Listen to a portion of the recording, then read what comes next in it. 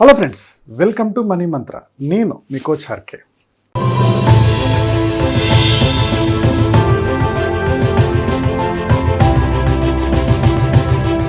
మన వాట్సాప్ గ్రూప్లో లాగిన్ అయ్యి ఒక పర్సన్ నన్ను క్వశ్చన్ అడిగాడు అన్నమాట. స్టడీ అయిపోయి దాదాపుగా 8 years అవుతుంది. మనీ బాగానే సేవ్ చేశాను. ఓకే, ఇప్పుడు నాకు 32 years.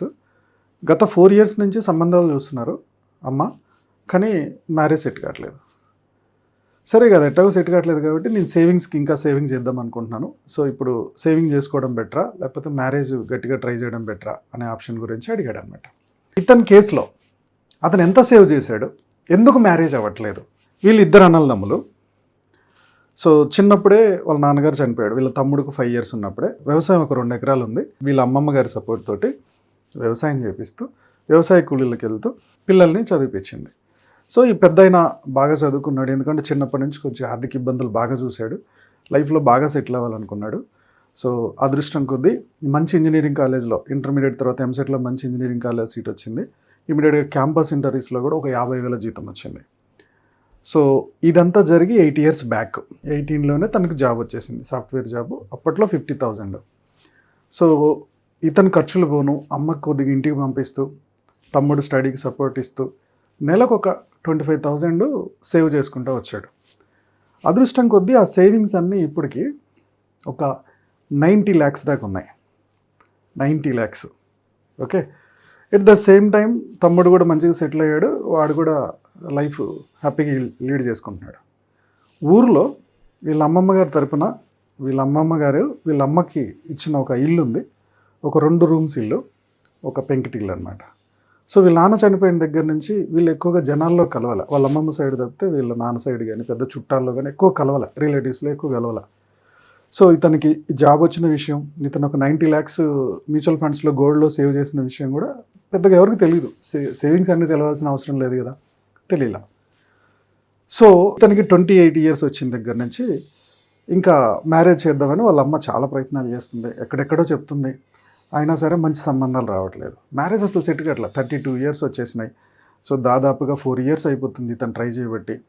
ఓకే, సో మనం ఎంత సంపాదించినాం అయినా సరే ఇంకా మనకు సెట్ కావట్లేదు. సో మన లైఫ్లో మ్యారేజ్ లేదేమోలే అనుకొని చెప్పేసి తను ఇంకా సేవింగ్స్ గురించి అడగడానికి నాకు ఫోన్ చేశాడు. సో ఇతనితో మాట్లాడుతుంటే వాళ్ళ అమ్మగారు అడిగారు, బాబు ఇట్లా బాబుకి పెళ్లి చేద్దాం అనుకుంటున్నాం, బట్ ఇల్లు కడదాం అనేది నా ఉద్దేశము. బాబేమో ఇల్లు వద్దు, ఇల్లు మీద పెడితే ఆ డబ్బంతా వేస్ట్ అయిపోతూ ఉంటుంది. ఓకే, సో మ్యారేజ్ అయినాక ఇల్లు తీసుకుంటాను, ఈ లోపైతే జస్ట్ సేవింగ్ చేసుకుందాం అంటున్నాడు. సేవింగ్స్ బాగానే ఉన్నాయి, గోల్డ్ ఇన్వెస్ట్మెంట్ కూడా బాగుంది, చిన్న అబ్బాయి కూడా బాగా సంపాదిస్తున్నాడు, ఇల్లు వద్దు అంటున్నాడు, మీరు ఒకసారి చెప్పండి సార్ అని చెప్పి అడిగింది. సో అప్పుడు నేను వీళ్ళ మొత్తం పోర్ట్ఫోలియో చూస్తే దాదాపుగా 85-90 lakhs ఉంది. శాలరీ ప్యాకేజ్ కూడా బాగానే ఉంది.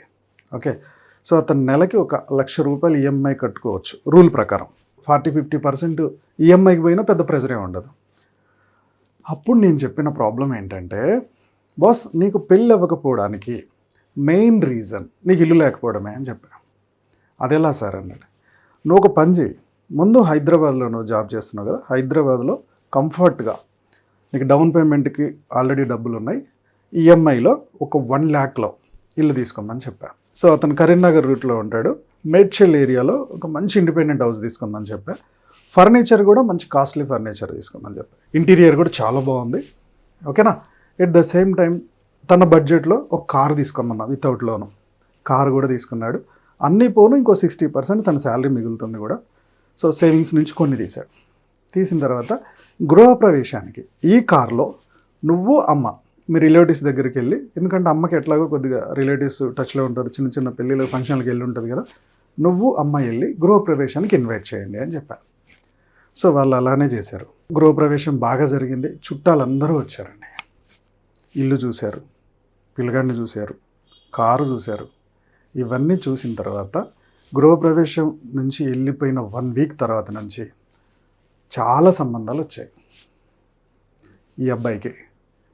ఎందుకు సంబంధాలు వచ్చాయి, ఎందుకు ఇంతమందికి ఆ అబ్బాయికి సంబంధాలు చూడాలనే ఆలోచన ఎందుకు వచ్చింది అంటే, ఫస్ట్ ఆఫ్ ఆల్ ఇన్ని రోజులు అతను ఈ ఇల్లు తీసుకోవడం, కారు తీసుకోవడం ఇదంతా డిప్రిషియేషన్, దాని వాల్యూ పడిపోతూ ఉంటుంది. ఇల్లు అనేది మనీ అంతా బ్లాక్ అయిపోతుంది. అదే మనం ఇది వైట్ చేసుకుంటే బాగుంటుంది, ఎస్ఐపిలో గోల్డ్లో ఇలా పెట్టుకుంటే బాగుంటుంది అనే కాన్సెప్ట్లో చాలా సేవ్ చేసుకుంటూ వచ్చాడు. మంచి హ్యాబిటే అది. బట్ ఊర్లో ఏమైందంటే వీళ్ళకున్న ఇల్లు చాలా పాత ఇల్లు. ఇతనేమో బైక్ మీదే వెళ్తున్నాడు. నీ బ్యాంక్ అకౌంట్లో ఉన్నది, నీ ఎస్ఐపిలో ఉన్నది వాళ్ళకి ఎవరికి తెలియట్లా. దానివల్ల ఏమైపోయింది, వీళ్ళు ఏం సంపాదించట్లేదేమో, ఏదో ముక్కుతూ ములుగుతూ నెట్టుకొస్తున్నారేమో. ఇలాంటి ఇల్లుకి పిల్లని ఇస్తే మన పిల్ల ఏమైపోద్దో అని ఏ ఆడపిల్ల తండ్రి అయినా ఆలోచిస్తాడు కదా. అందుకని ఎవరికి ఆ ఇంట్రెస్ట్ రాలా. ఎప్పుడైతే ఇతను మంచి ఇల్లు తీసుకున్నాడో, గృహప్రవేశం చేశాడో, ఒక మంచి కారులో ఇల్లు అందరిని ఇన్వైట్ చేసుకుంటూ వచ్చాడో, ఇతను బాగా సంపాదిస్తున్నాడు, హైదరాబాద్లో ఇల్లు కొన్నాడు, సొంత కారు ఉంది. ఇప్పుడు ఇతను జాబ్ గురించి కూడా ఎంక్వైరీ చేయడం స్టార్ట్ చేశారు. సాఫ్ట్వేర్ ఇంజనీర్ అంట, ఇంత శాలరీ సంపాదిస్తున్నాడంట. ఇప్పుడు ఎక్కడెక్కడో వరుసలన్నీ కలుపుకుంటూ సంబంధాలు వచ్చాయి. సో నీకు 32 ఇయర్స్ వచ్చినా నీకు పెళ్ళి కావట్లేదంటే నువ్వు సంపాదిస్తున్నది జనాలకి కనపడాలి. అది ఎప్పుడు కనబడుతుంది, నువ్వు ఇల్లు తీసుకొని గృహప్రవేశానికి అందరినీ పిలిచినప్పుడు, అక్కడ నువ్వు మంచి ఇంటీరియర్ చేయించినప్పుడు, మంచి ఫర్నిచర్ పెట్టినప్పుడు, ఒక మంచి కారు నీ బడ్జెట్లో ఒక మంచి కారు కొన్నప్పుడు ఇవన్నీ లోకానికి కనబడతాయి, నీ రిలేటివ్స్కి కనబడతాయి. అప్పుడు వాళ్ళ ద్వారా ఆటోమేటిక్గా సంబంధాలను ఎత్తుక్కుంటూ వస్తాయి. ఎందుకు, నువ్వు సంపాదించావు, ప్రయోజకుడివి అయ్యావు, నువ్వు వచ్చే అమ్మాయిని పోషించగలవు, పుట్టే పిల్లల్ని బాగా చూసుకోగలవు అనే ఒక నమ్మకం లోకానికి ఏర్పడింది. గృహప్రవేశం అయిపోయిన 6 monthsలో ఈ పిల్లోడికి మ్యారేజ్ అయిపోయింది. బాస్ ఇల్లు తీసుకోవాలా, సేవ్ చేసుకోవాలా అంటే నీకు మ్యారేజ్ అయిందా, ఇల్లు ఎక్కర్లా. ఓకే, సో నీకు ఆల్రెడీ నీ ఉన్న ఇల్లును నీ వాతావరణాన్ని చూసే మ్యారేజ్ అయిపోయిందా, హ్యాపీ. ఇప్పుడు సేవింగ్ చేయి. కానీ నువ్వు ఎంత సంపాదిస్తున్నా నీకు మ్యారేజ్ అవ్వట్లేదంటే ఖచ్చితంగా ఇంటి మీద ఇన్వెస్ట్ చేయాల్సిందే, ఇల్లు కొనాల్సిందే. ఒకవేళ కార్ అనేది సెకండ్ ఆప్షన్ పాసిబుల్ ఉండి బడ్జెట్ ఇబ్బంది కాకుండా నీ బడ్జెట్లో మంచి ఇల్లు తీసుకో, ఒక మంచి ఫర్నిచర్ చేయి.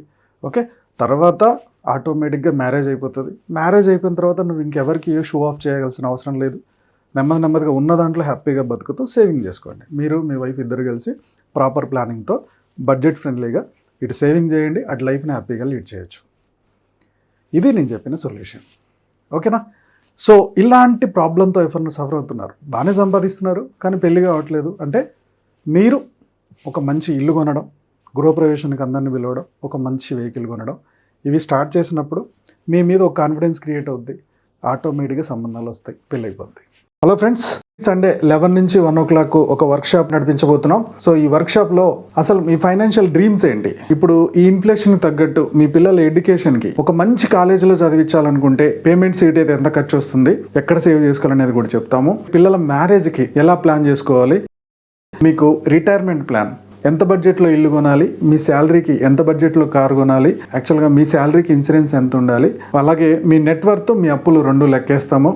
మీ బడ్జెట్లో ఏమన్నా అమౌంట్ మిగులుతుందా, ఆ మిగిలింది ఎక్కడ సేవ్ చేసుకోవాలి, ఒకవేళ అప్పులు ఉంటే అప్పుల నుంచి బయటపడడం ఎలా అనేది మీకు ఎక్స్ప్లెయిన్ చేయడం జరుగుతుంది. పార్ట్ టైం బిజినెస్, పెట్టుబడితో చేసే బిజినెస్లు ఏమున్నాయి, పెట్టుబడి లేకుండా ఏమేం చేయొచ్చు, 18 రకాల జాబులు ఏమున్నాయి అనేది ఎక్స్ప్లెయిన్ చేస్తాము. ఈ ఫైనాన్షియల్ క్యాలిక్యులేషన్స్ అంతా మీకు ఎవరైనా ఒక ఫైనాన్షియల్ అడ్వైజర్ చేసి ఇవ్వాలంటే బయట 8,000 తీసుకుంటారు, మనం 499 రూపీస్కే ఈ ఫైనాన్షియల్ ప్లానింగ్ ఇస్తాము.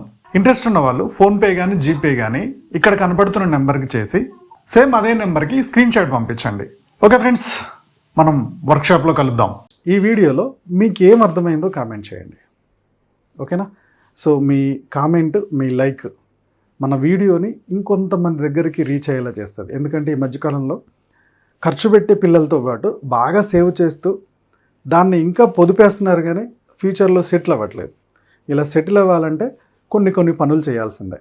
ఖచ్చితంగా కామెంట్ చేయండి, లైక్ చేయండి, షేర్ చేయండి. సో మా యూట్యూబ్ ఛానల్ చూస్తున్నాం, మా వ్యూవర్స్ అండ్ సబ్స్క్రైబ్ లైఫ్లో గొప్పగా స్థిరపడాలని కోరుకోవడంలో మీ మనీ మంత్ర ఆర్కే ముందుంటాడు. Go self made.